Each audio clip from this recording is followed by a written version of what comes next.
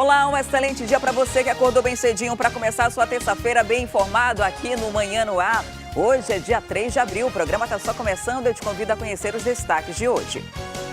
Julgamento do narcotraficante João Branco, acusado de matar o delegado Oscar Cardoso, foi remarcado para o dia 13.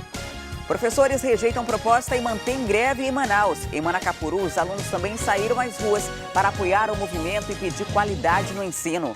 Nós estamos sendo prejudicados e nós estamos no terceiro ano e fazer as provas no fim do ano como o Enem vai ser inútil se nós não tivermos um bom estudo, né? E ainda, cerca de 60 bairros das zonas norte e leste de Manaus vão ficar sem água. E no quadro Lição de Casa, especialista dá dicas de como evitar problemas nas finanças no namoro ou casamento. Quanto mais a gente puder aprender sobre dinheiro, melhor vão ser as nossas decisões financeiras. Isso e muito mais a partir de agora. Manhã no Ar, seu dia começa aqui.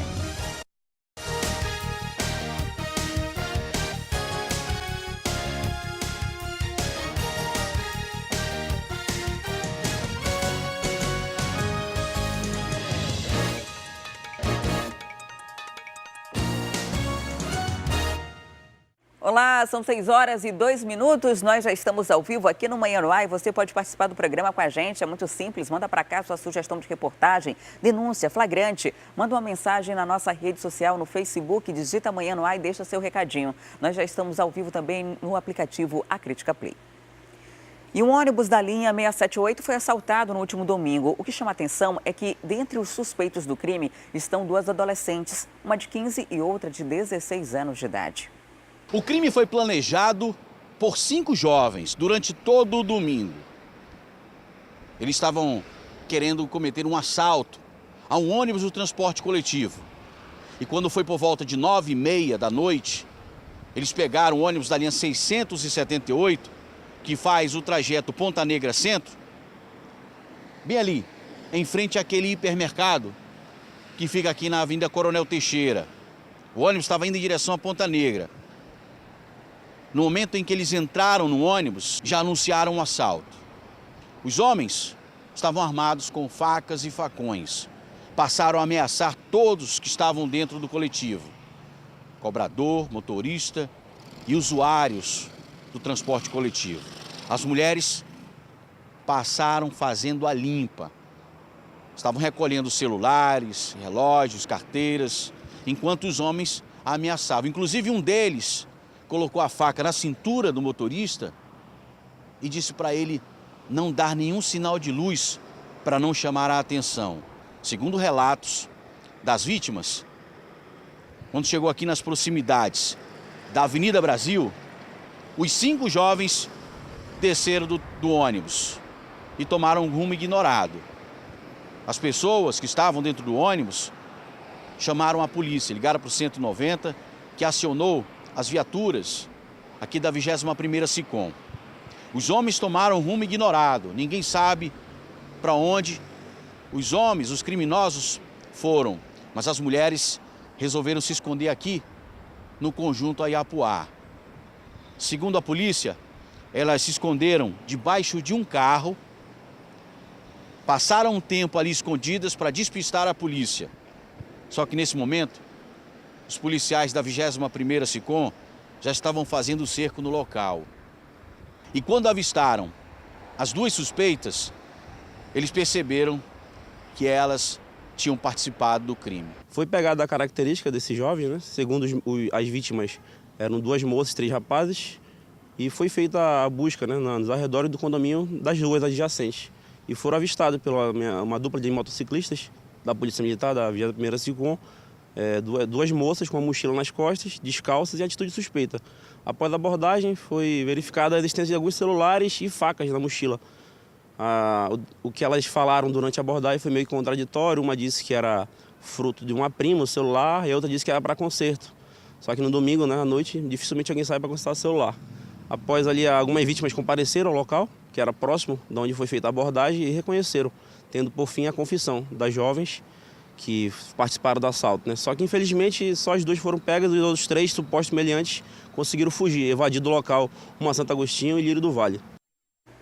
E um casal invadiu um estabelecimento no Monte das Oliveiras. A dupla fez o dono do local e os clientes reféns enquanto cometiam um crime. O crime foi na casa do seu Daniel. O empresário usa o local que fica no Monte das Oliveiras como loja. Era tarde de sábado quando tudo aconteceu. Era na hora do almoço. Seu Daniel tinha voltado para casa quando viu que clientes estavam esperando. Ele trabalha com revenda de tênis e outros calçados. Eles preparam as encomendas assim, deixam nas sacolas e depois os clientes vão embora. Quando ele estava atendendo essas pessoas, não percebeu que deixou a porta aberta. Foi então que um casal entrou e logo anunciou o assalto. Eles vieram por aqui e foram direto para onde fica o monstruário, na sala da vítima. Depois disso, outras 3 pessoas que tinham pulado o muro invadiram a casa e também anunciaram o assalto. Aqui havia mais outras pessoas que vinham chegando, clientes. Ao todo, 11 pessoas ficaram na mira do revólver dos bandidos. Aí já anunciaram o assalto, já, falando todo mundo não reagir, né? Que queriam dinheiro e queriam o celular dos clientes. E vieram direto em mim, né?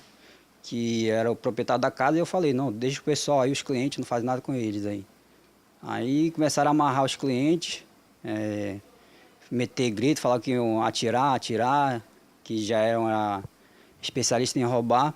Fora o meu filho que tinha chegado também, que o meu filho tem 1 ano e 8 meses. Botaram a arma na barriga do bichinho e deixaram ele estava aqui solto aqui. Graças a Deus não fizeram nada com ele, né? Enquanto os bandidos estavam na casa, Daniel viu a oportunidade de fugir.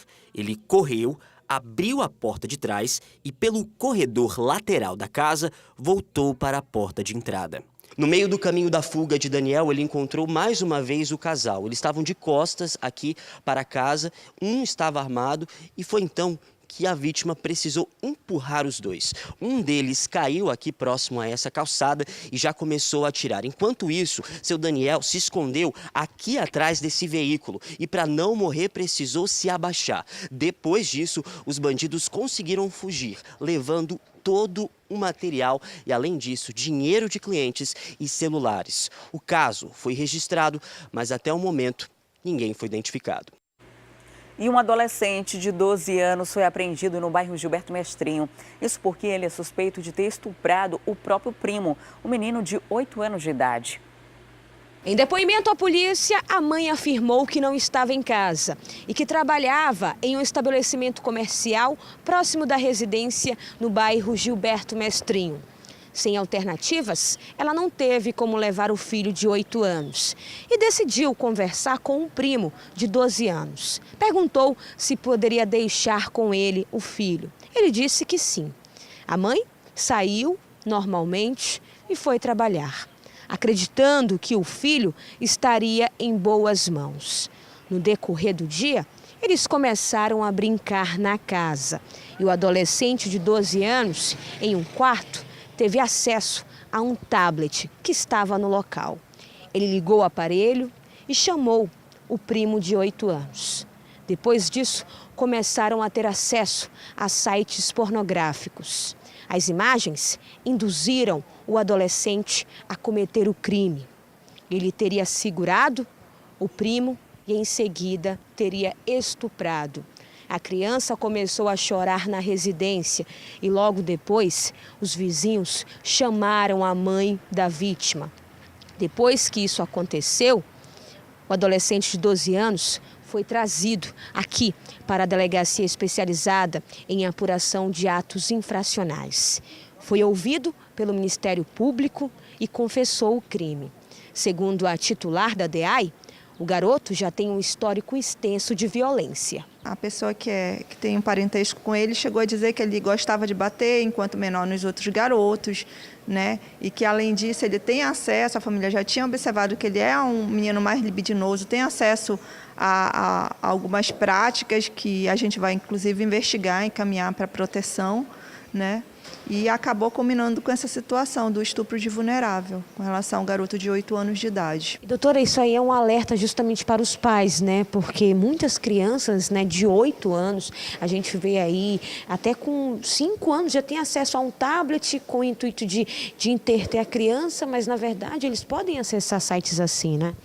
Hoje o celular é uma porta aberta, né? Para a gente ter acesso ao que é de bom e o que é de ruim. Se você observar com mais cuidado, as crianças têm sim tido acesso a site pornográfico com muita facilidade, não tem como a gente fechar os olhos diante disso. E se ele não consegue ter acesso, hoje ele convive com outros garotos que têm acesso. Então é fundamental que os pais estejam de olho, primeiramente no celular, para ver o que eles estão acessando. Esse seria o primeiro passo. E o outro é realmente realizar o bloqueio dentro de casa, conversar, deixar eles livres para vir perguntar, tirar as dúvidas e ver realmente o que está acontecendo dentro do seu lar. E 3 homicídios foram registrados pela polícia na noite de ontem. As execuções ocorreram nas zonas norte e leste. Quem tem outros detalhes desse assunto é o repórter Danilo Alves. Olá, Danilo, bom dia. A polícia suspeita de alguma relação entre esses crimes? Bom dia, Adriane. Bom dia a todos. Ainda não suspeita, porque a investigação começou recentemente, já que todos esses crimes foram registrados na noite desta segunda-feira. O primeiro aconteceu aqui próximo, no bairro Coroado, na zona leste da cidade. Segundo informações da polícia, Dione Tavares dos Santos, mais conhecido como John John, foi assassinado com 5 tiros a queima-roupa, enquanto saía do centro social lá do Coroado, o CDCC, o Centro do Conselho de Desenvolvimento Comunitário lá do bairro. As informações são de que por volta das 7h30 da noite, o rapaz estava saindo depois de uma pelada com os amigos, depois de um futebol ali. Ele estava voltando para o veículo dele, um modelo Voyage preto. Enquanto esse trajeto estava sendo feito, ele não sabia, mas um outro homem estava cercando o local e 2 deles, né, depois, além disso, então são 3 envolvidos, passaram em uma motocicleta e logo depois assassinaram o homem. Um deles saiu da garupa, foi até o local do carro, no caso, onde o rapaz estava se dirigindo e atingiu, né, os tiros a queima-roupa. Depois, os 3 suspeitos conseguiram fugir e não há nenhum tipo aí de informação ainda da identificação desses homens. Isso porque, segundo testemunhas, eram pelo menos 3 e esses 3 homens jovens. Agora, a Delegacia Especializada em Homicídio de Sequestros informou pra gente que esse rapaz era do regime semiaberto e ele estava usando uma tornozeleira eletrônica. Ele respondia pelo crime de tráfico de drogas, o John John, e estava ali respondendo, estava fazendo todo o sistema semiaberto, né, agora em liberdade. Infelizmente, ele morreu com tiros a queima-roupa. O segundo caso já aconteceu em um outro local que foi bastante curioso esse caso, porque, Adriane, foram 50 tiros que esse rapaz recebeu. 50 tiros na cabeça. Então, o nome dessa vítima, o Vinícius Almeida da Silva, mais conhecido aí como Sueco, de 31 anos, ele foi executado friamente lá no Conjunto Mutirão, no Cidade Nova. Segundo as informações, ele estava próximo, né, à casa dele, segundo aí as informações da Polícia Militar, porque depois a PM, mesmo que identificou as pessoas, a 27ª se compreendeu um dos suspeitos, um adolescente. Eles informaram pra gente o seguinte, que ele estava próximo à casa dele quando passaram ali 2 pessoas em uma moto e logo em seguida um carro. Só que o primeiro carro que apareceu, que ficou ali rondando, não foi o mesmo carro que atingiu o homem. O segundo veículo era um modelo Etios, que havia pelo menos 5 pessoas. 2 delas saíram e em seguida atingiram o homem com essa quantidade, né, exorbitante de tiros. E em seguida todos eles fugiram. Como eu falei, a Polícia Militar conseguiu prender um adolescente de 17 anos suspeito de ter executado o Vinícius. E, segundo as informações, esse suspeito confessou o crime e, junto com ele, foi apreendido a arma que foi utilizada para matar o Vinícius, além de munições e drogas. Ele agora vai para a Delegacia Especializada em Apuração de Atos Infracionais. No caso, a delegacia agora vai investigar quem são os outros suspeitos desse crime. E o terceiro caso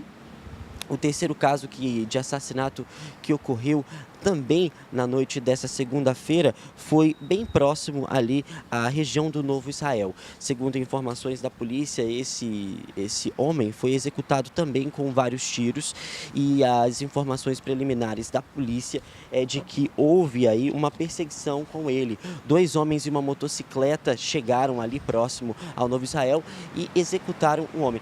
Ainda não há muitas informações sobre esse caso, porque como aconteceu bem agora há pouco, no caso noite desta segunda-feira, as informações ainda são bastante preliminares. O nome da vítima já foi identificado, foi o Diego Rufino de Vasconcelos, de 30 anos, e as informações preliminares é que ele foi surpreendido mesmo por esses 2 homens em uma motocicleta. Todos esses casos, Adriane Diniz, estão sendo investigados pela Delegacia Especializada em Homicídios e Sequestros.